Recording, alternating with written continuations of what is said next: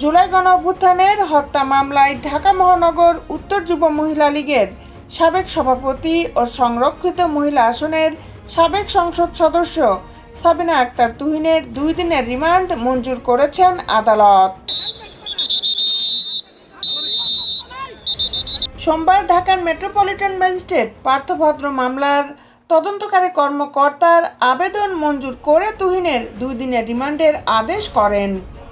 শেরেবাংলা নগর থানায় সন্ত্রাসবিরোধী আইনে এই মামলা হয়।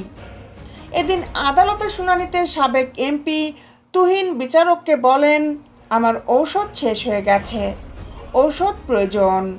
বিজ্ঞ আদালত 24 ঘন্টা মানে একদিন রিমান্ড মঞ্জুর করেন। শুনানির সময় তার আইনজীবী অ্যাডভোকেট মোর্শেদ আলম শাহিন সাবেক এমপি তুহিনের ঔষধ দেখিয়ে আদালতকে বলেন, ওনার ঔষধ প্রয়োজন, এগুলো দিতে হবে।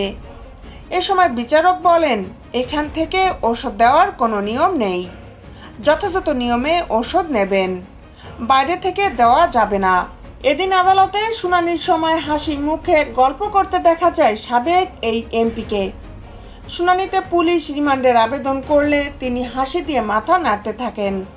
এরপর রাষ্ট্রপক্ষের আইনজীবী ওমর ফারুক ফারুকী যখন শুনানিতে কথা বলেন, তখন তিনি মুচকি হাসি দিয়ে তার কথা শুনতে থাকেন।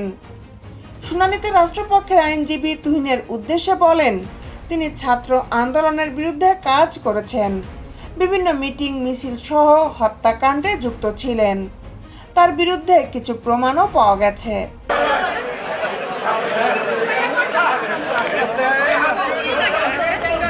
এ সময় আসামি পক্ষের আইনজীবী মোর্শেদ আলম শাহিন আদালতকে বলেন, একটা অনুমানের উপর নির্ভর করে তাকে গ্রেপ্তার করা হয়েছে, সুনির্দিষ্ট কারণ ছাড়া রিমান্ড চাইতে পারে না রাষ্ট্রপক্ষ, তার বিরুদ্ধে কোনো সুনির্দিষ্ট কোনো প্রমাণও নেই, এটা আইনের লঙ্ঘন।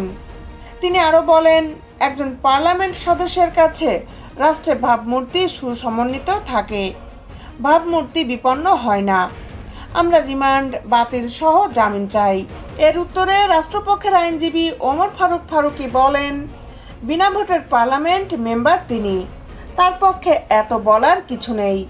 সাবেক সিইসি হাবিবুল আওয়ালী যখন বলেছেন যে এটা ডামি নির্বাচন, সেখানে বিনা ভোটের পার্লামেন্ট মেম্বার ও ফ্যাসিস্ট হাসিনার সহচরকে এত ভালো প্রমাণের যৌক্তিকতা নেই, তিনি আওয়ামী লীগের সব খারাপ কর্মকাণ্ডেই যুক্ত ছিলেন। এর আগে গত 22 জুন গভীর রাতে ঢাকার নবাবগঞ্জ উপজেলার সোল্লা ইউনিয়নের আওনা গ্রামে বাবার বাড়ি থেকে তুহিনকে গ্রেপ্তার করে ডিবি পুলিশ।